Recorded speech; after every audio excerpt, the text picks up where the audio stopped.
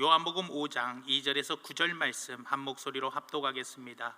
예루살렘에 있는 양문 곁에 히브리 말로 베데스다 하는 못이 있는데 거기 행각 5이 있고 그 안에 많은 병자, 맹인, 다리 저는 사람, 혈기 마른 사람들이 누워 물의 움직임을 기다리니 이는 천사가 가끔 못에 내려와 물을 움직이게 하는데 움직인 후에 먼저 들어가는 자는 어떤 병에 걸렸든지 낫게 되밀어라.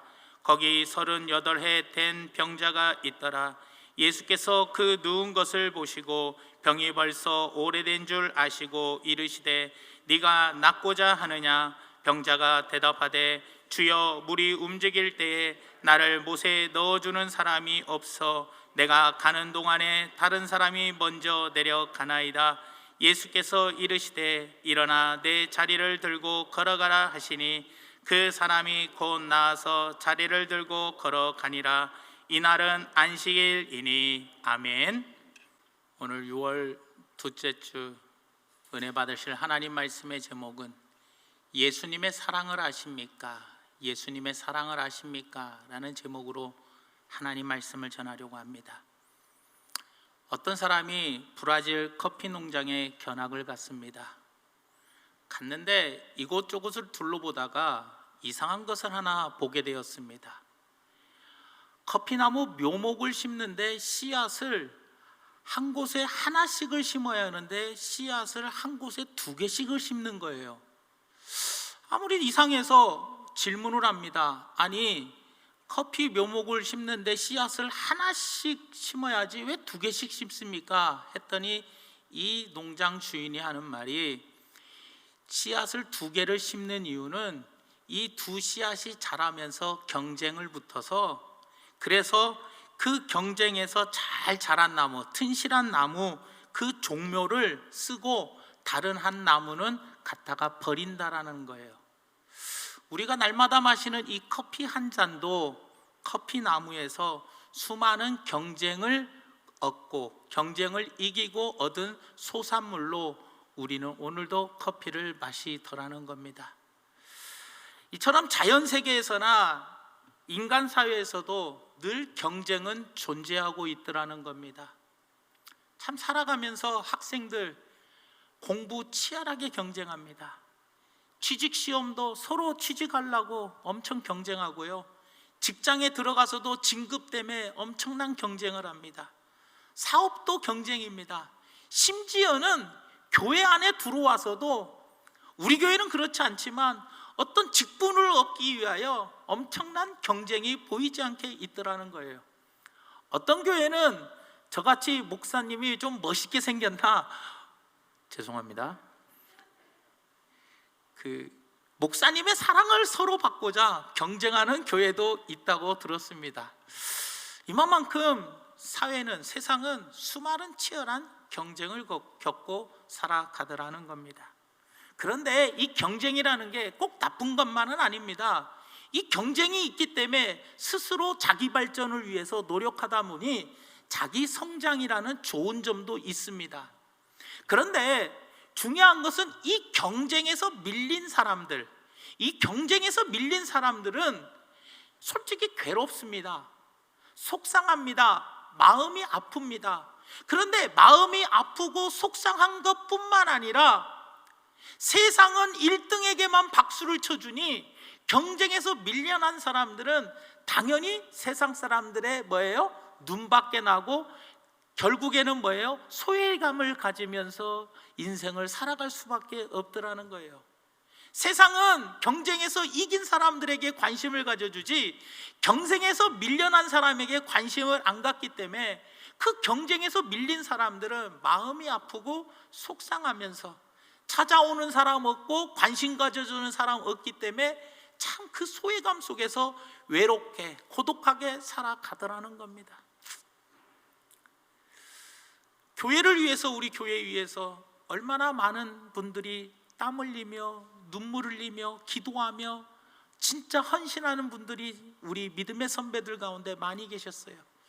하지만 그분들이 점점 나이가 들면서 몸이 아프면서 그리고 이제는 점점 교회 나오는 게 자주 못 나오고, 모임에도 자주 얼굴 못 비치고, 어떤 봉사도 하지 못하고, 그리고 집에서 아파서 누워 계시고, 나중에 가서는 심지어는 요양병원에 장기간 있다 보면 사람들은 점점 뭐예요? 잊혀져 가고, 그리고 외롭고 소외감 느끼며 고독함을 가지고 살아가는 분들도 계시더라는 겁니다. 목회자도 마찬가지잖아요. 현역에 있을 때와 은퇴할 때의 목회자들은 또 다르더라는 거예요. 현역에 있을 때에는 그래도 찾아오는 분들도 많았는데, 은퇴하고 난 후에는 연락도 적어지고 찾아오는 사람도 없어지면, 그게 바로 뭐예요? 우리들이 정년 퇴임을 하든지 어떤 삶을 살아가면서 점점 우리는 밀리는 인생, 소외되는 인생으로 살아갈 수밖에 없다라는 겁니다. 제가 오늘 드리고 싶은 말씀이 뭐냐면, 오늘 본문에 한 사람이 나옵니다. 이 사람은 중병에 걸렸는데 그 중병의 기간이 38년이나 되었어요. 38년 동안 이 중병을 앓고 있다 보니 그는 낫고자 베데스라는 연못의 소문을 듣게 됩니다.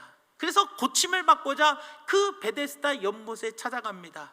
베데스다는 자비의 집이라는 뜻을 가지고 있는데, 이 자비의 집에 갔더니 자비가 있어서 그곳에 방문하는 모든 질병 걸린 사람이 다 고침을 받아야 하는데, 그러지 못하고 그 이름과는 정달리 뭐예요? 그곳에서도 치열한 경쟁이 있더라는 거예요. 아니, 그렇지 않아도 몸이 아파가지고 서름당하고, 그리고 여러분 몸이 오랫동안 아파 보십시오. 그러면 사람들이 속에서 나를 도와주는 사람, 찾아오는 사람이 점점 끊기는 그런 상황. 한마디로 말하면 건강을 잃은 지 오래된 사람들은요, 그만큼 소외된 삶을 살고 경쟁에서 밀린 삶을 살기 때문에 괴로움 속에서 살아가요. 그 괴로운 사람들이 모여있는 그곳에서조차도 경쟁에서 밀린 사람이 있었는데, 그 사람이 누구였냐? 오늘 본문에 나오는 38년 된 병자였다라는 거예요.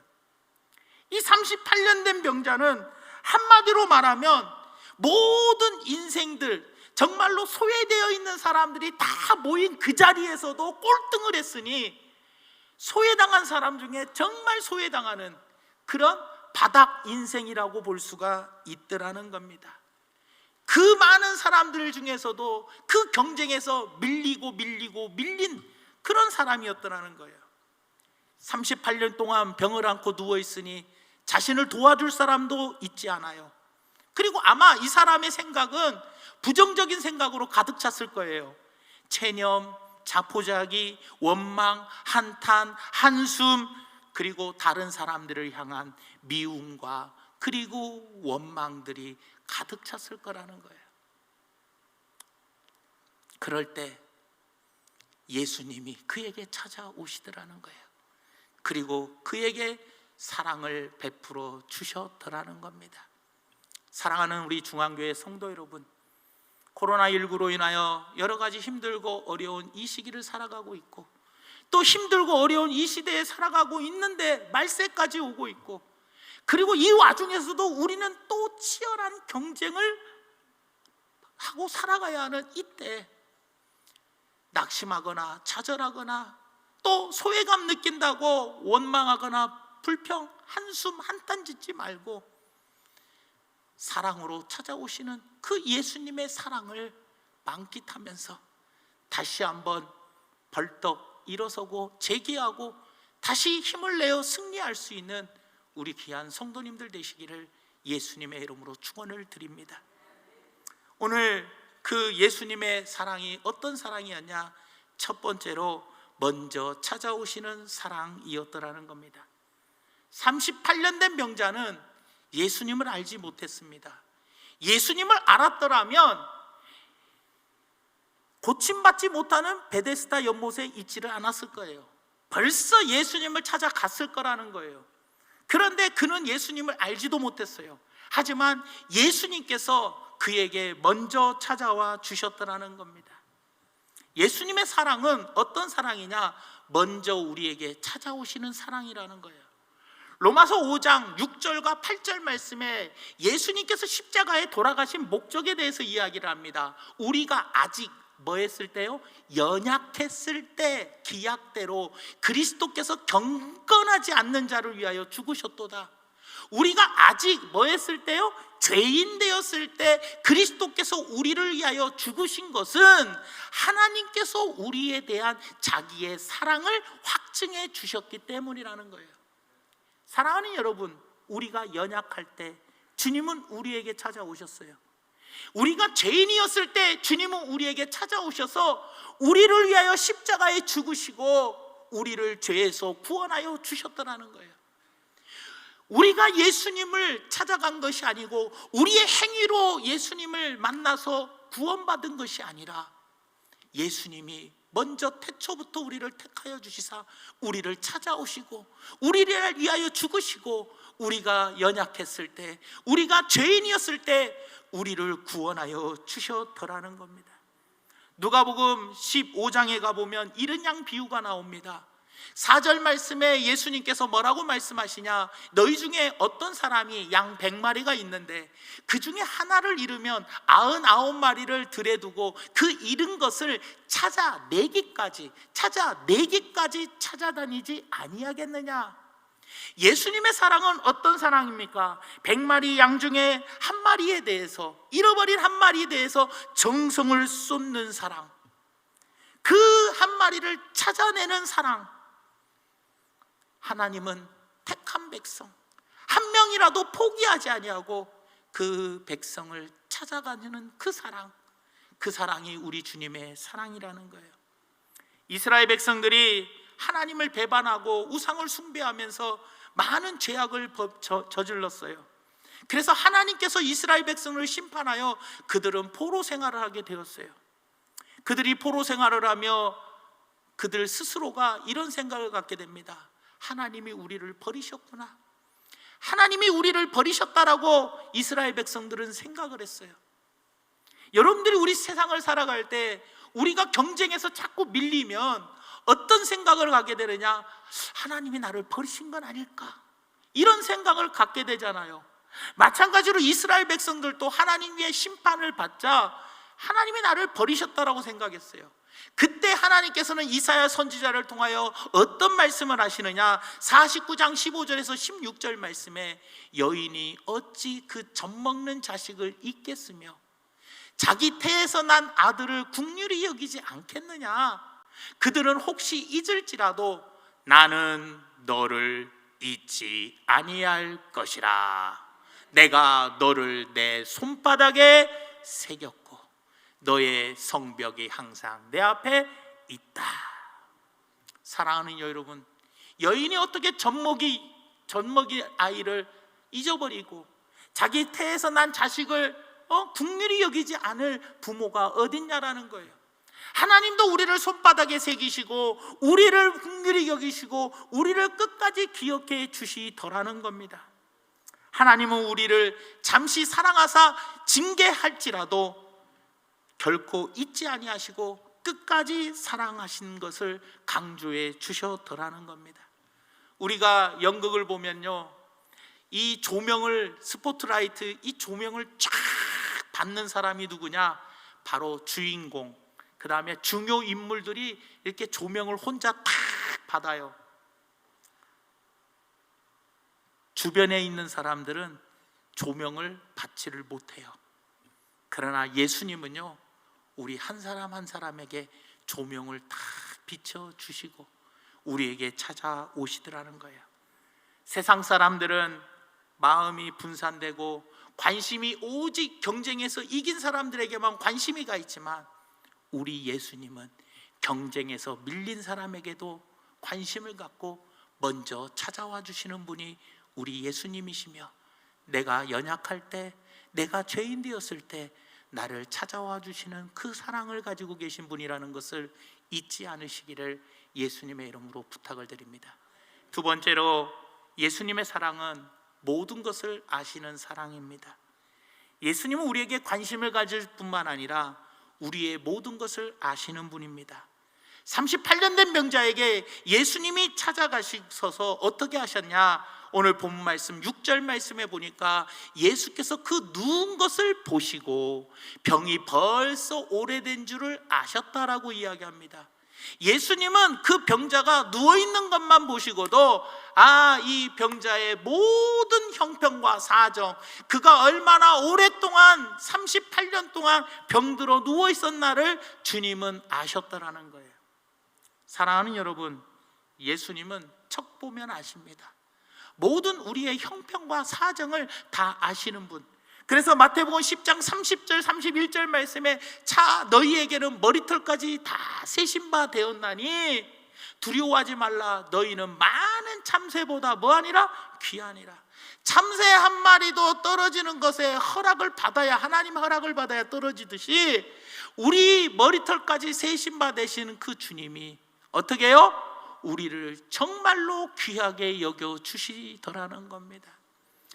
여러분, 예수님이 우리를 그냥 아시는 게 아니에요. 지난 수요일 날 설교 말씀처럼 히브리서 4장 15절 말씀에 예수님이 이 땅에 인간의 몸으로 오신 이유가 있다라는 거예요. 우리에게 있는 대제사장은 우리의 연약함을 동정하지 못하실 리가 아니요, 동정하시고 모든 일에 우리와 똑같이 인간의 몸으로 오셔서 시험을 받으신 이로되 죄는 없는 분이 우리 예수님이시라는 겁니다. 사랑하는 여러분, 하나님의 아들이시면서도 보좌를 버리시고 우리 이 땅에 인간의 몸으로 오신 이유가 바로 뭐냐? 한 가지는 우리의 죄를 용서해 구원해 주시기 위해서, 우리를 죄에서 구원하기 위해서 십자가의 대속물로 이 땅에 오셨고, 또 하나는 우리와 동일한 인간으로 오셔서 우리와 동일한 경험을 하시고, 때로는 가난하게도, 때로는 배고프게도, 때로는 배부를 때도, 때로는 춥기도 하시고, 때로는 덥기도 하시면서 우리의 모든 애환을 공감하시고 우리를 동정하시기 위해서 이 땅에 오셨다라는 거예요.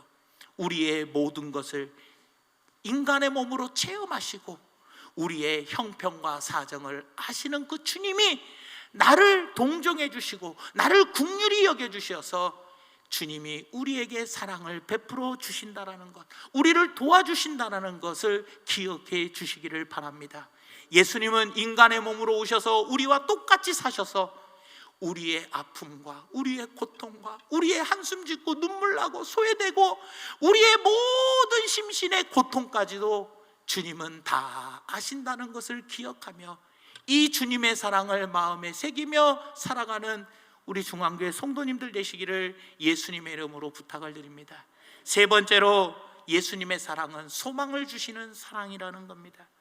예수님은 38년 된 병자에게 대뜸 이렇게 질문을 합니다. 오늘 본 말씀 6절에 뭐라고 이야기하느냐? 이르시되 네가 낫고자 하느냐? 여러분, 예수님은 모든 걸 다 아시면은 38년 된 병자가 고침받고 싶다라는 걸 알아요? 몰라요? 알고 계시는데 이런 뻔한 질문을 왜 하냐는 거예요. 아니, 고침받고 싶어 하는 걸 뻔히 아시는 주님이 뭐한데, 뭐 땜시, 뭐 하려고 여러분 네가 낫고자 하느냐고 물어보냐는 거예요. 그냥 고쳐주시면 되지. 사랑하는 여러분, 너무 그 병자를 잘 아시기에 그러한 질문을 하는 거예요. 무슨 말이냐? 이 병자는 소망을 잃어버렸어요. 자포자기 상태예요. 소원조차도 사라져버렸어요. 그냥 죽지 못해 누워있는 병자였어요. 내가 고침받을 수 있다라는 생각은 이미 다 사라져버린 상태였어요. 그것을 예수님이 아셨다라는 거예요. 무슨 말이냐? 이 병자가 7절 말씀에 고백하는 그 고백을 들어보면 병자의 마음의 상태를 알 수가 있다라는 거예요. 병자가 대답하되 주여, 물이 움직일 때에 나를 못에 넣어주는 사람이 없어 내가 가는 동안에 다른 사람이 먼저 내려가나이다 라고 이야기해요. 이 병자의 중요한 것은 바로 뭐냐? 마음의 병이 와버렸어요. 아니, 연못에 가가지고 고침받으려고 갔는데 그곳에서 자기를 연못에 데려다 줄 사람도 없고 자기가 혼자 어떻게든지 가려고 해도 다른 사람이 먼저 들어가 버리고, 그러니 하루 이틀 3일 시간은 계속 지나가니 그의 마음에는 뭐가 없어져요? 소망이 점점 사라져 버리더라는 거예요. 소망이 사라져 버리니 마음에는 뭐예요? 이제는 뭐예요? 자포자기하는 상태가 되어버렸어요. 고침받을 수 있다라는 소망이 전혀 사라져버린 상태가 되어버렸기 때문에 예수님은 그에게 네가 낫고자 하느냐? 그 마음의 상태를 아시고 질문을 하셨더라는 겁니다. 그리고 그에게 소망을 주십니다. 넌 나을 수 있다. 내가 너에게 고쳐줄 수 있다. 그에게 믿음을 주시고 치유의 기적을 베풀어 주셨더라는 겁니다. 사랑하는 성도 여러분, 우리가 인생을 살면서 마지막까지 내가 지켜야 할 내 자산이 바로 무엇이냐? 소망입니다.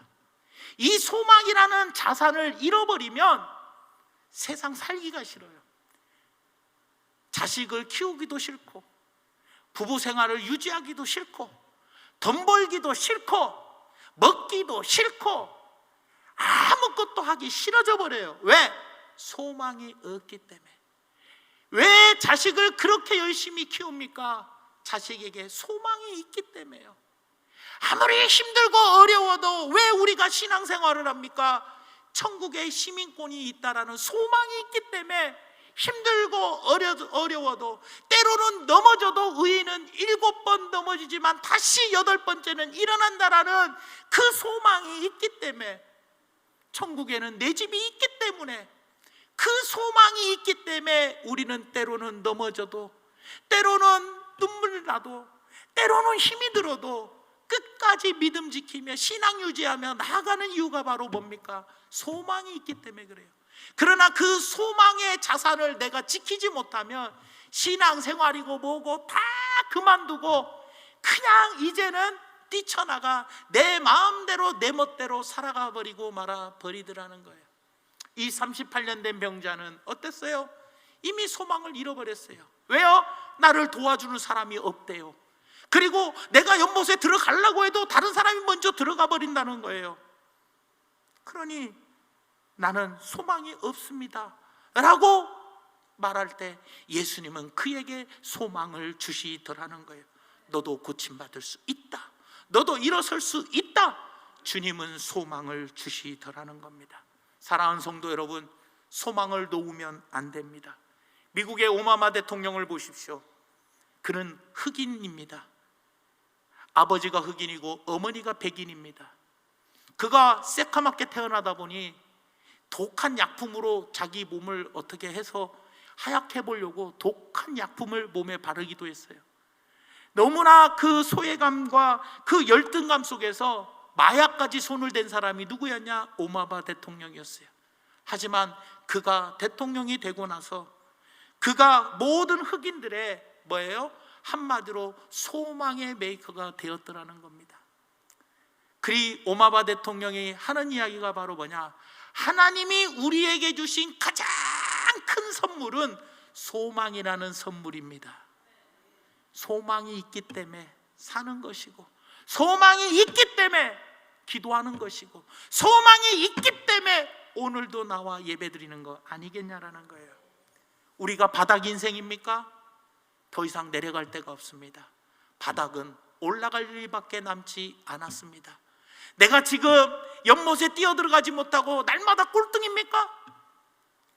주님께서 뒤돌아가 하면은 꼴등이 1등이 될 수 있다라는 거예요. 우리는 하나님을 믿노라고 하면서 소망을 내려놓는다면 그것은 하나님을 믿지 못하는 증거입니다. 세상 사람들도 소망을 외치며 사는데 하나님을 믿는 성도들이 소망을 잃어버리고 산다면 얼마나 안타깝겠냐라는 거예요. 주님 안에 소망이 있음을 명심하시고 소망을 잃지 말고 그 소망을, 주님이 주시는 소망을 붙잡고 승리하는 우리 모두가 되기를 예수님의 이름으로 축원드립니다. 마지막 네 번째로, 권능으로 역사하시는 주님의 사랑이 있습니다. 38년 된 병자에게 예수님은 말씀하십니다. 8절 말씀에 이렇게 이야기합니다. 예수께서 이르시되 일어나 네 자리를 들고 걸어가라 하시니, 하나님의 아들이신 예수님께서 말씀하신 이 말씀, 일어나 내 자리를 들고 걸어가라, 이 말씀이 헛된 말입니까? 이 말씀이 그냥 괜히 해본 헛된 소리가 아니라는 거예요. 이 말씀은 살아있는 권능의 말씀이라는 거예요, 여러분들. 그 말씀을 듣는 순간 이 38년 된 병자는 9절 말씀에 그 사람이 곧 나아서 자리를 들고 걸어가니라. 주님의 말씀에 믿음으로 반응해야 권능의 역사가 나타나더라는 겁니다. 믿음의 반응이란 마치 이런 겁니다. 우리가 자동차를 운전하려고 할 때 키를 꼽습니다. 키를 꽂아가지고 시동을 딱 겁니다. 그러면 엔진이 쾅 하고 움직여요. 엔진 소리가 막 납니다. 그리고 악셀레라터를 밟으면 자동차가 앞으로 나갑니까? 안 나갑니까? 안 나갑니다. 기어를 넣고 어떻게 해야 돼요? 그 기어를 넣는 동시에 그 기어에서 뭐가 나가요? 동력이 나가면서 어떻게 돼요? 차가 앞으로 가는 겁니다. 동력이 전달이 돼야지만, 기어를 넣고 동력이 전달돼야지만 차가 앞으로 가는 것이지, 시동만 걸어서 엔진만 소리 난다고, 엔진만 시동 걸렸다고 앞으로 차가 가는 것은 아니라는 거예요. 날마다 하나님께서 목회자를 통해서 말씀을 전해주시잖아요. 그냥 사람의 말로 듣지 말고 하나님의 말씀으로 듣고, 하나님께서 나에게 주신 말씀으로 듣고 믿음으로 반응하면 그때 역사가 나타나더라는 거예요. 시동만 아무리 걸면 뭐합니까? 아무리 말씀만 전해주면 뭐합니까? 이 말씀이 나에게 믿음으로 반응하려면 반드시 기어를 넣어야 한다는 거예요. 그게 바로 무엇입니까? 믿음이에요. 기어를 넣을 때 동력으로 전달되듯이 어떻게 해요? 우리의 믿음을 통해서 하나님은 일하여 주시더라는 겁니다. 말씀의 결론을 맺으려고 합니다. 저는 오늘 여러분들에게 책 한 권을 소개해 드리려고 합니다. 1004번 안경버스라는 책입니다. 박종월 장로님이 쓰신 책인데, 이분은 겨우 초등학교만 졸업한 분이었어요. 어렸을 때 초등학교 졸업하고 서울로 상경해가지고 서울역 주변에서 맨날 배회하면서 싸움질이나 하고 노름이나 하고 술이나 먹으면서 폐병쟁이였어요. 그리고 그는 소년원과 유치장을 36번이나 들락달락거릴 정도로 엄청 밑바닥 인생으로 떨어져 버렸어요. 그런데 그 유치장에서 누구를 만나느냐? 주님을 만납니다. 그리고 그는 정신을 차리고 예수를 열심히 믿으며 조그만한 사업을 시작했는데 그 사업에 하나님이 축복을 해 주셨어요.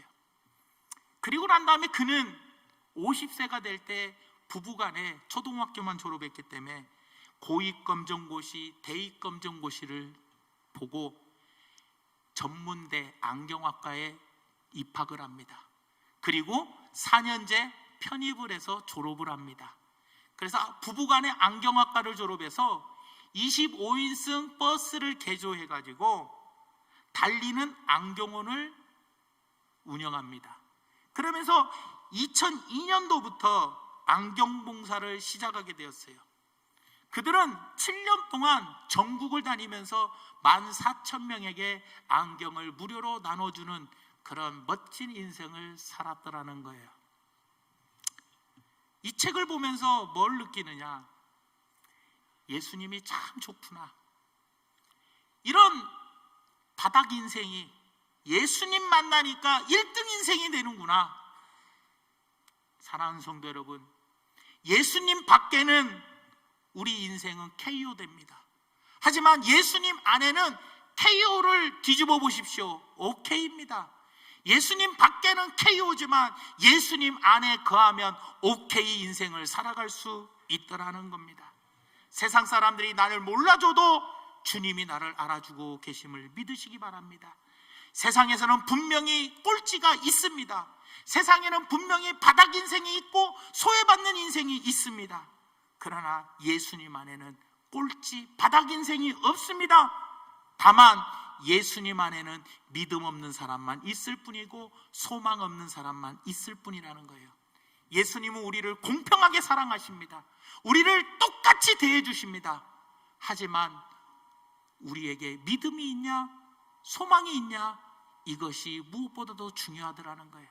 불이 지금 힘들고 어려운 이 시기에 사랑하는 여러분, 내가 나이가 들고 점점 몸은 고장나서 여러 가지로 힘들 때 찾아오는 사람도 없고 전화 오는 사람도 없고 반겨주는 사람도 없고 내 인생에 이제 은퇴하고 점점 밀리는 인생으로 살아간다고, 또 밀리는 인생 가운데서도 또 밀리는 그런 인생이라 할지라도 먼저 찾아오시는 예수님의 사랑, 나를 머리털까지 세심바 되셔서 모든 사정과 형편을 아시는 그 주님의 사랑, 그리고 나에게 소망을 주시는 그 사랑, 권능의 말씀으로 역사해 주시는 그 사랑을 마음에 새기고 그 주님 안에서 참 소망을 가지고 다시 회복되어지고 다시 일어나고 재기하고 승리하는 중앙교회 멋진 성도님들 되시기를 예수님의 이름으로 간절히 축원을 드립니다.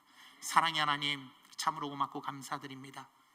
오늘도 귀한 말씀 가운데 성령님께서 함께하여 주시고 역사해 주심을 믿습니다. 말씀이 우리 성도들의 심령에 새겨지게 하여 주시고 그 말씀이 역사하여 주시어서 하나님 치유받게 해주시고 회복시켜 주시고 일어서게 하여 주시고 역전시켜 주시고 승리할 수 있는 인생으로 변화시켜 주시옵소서. 예수님의 이름으로 간절히 기도 올려옵나이다. 아멘.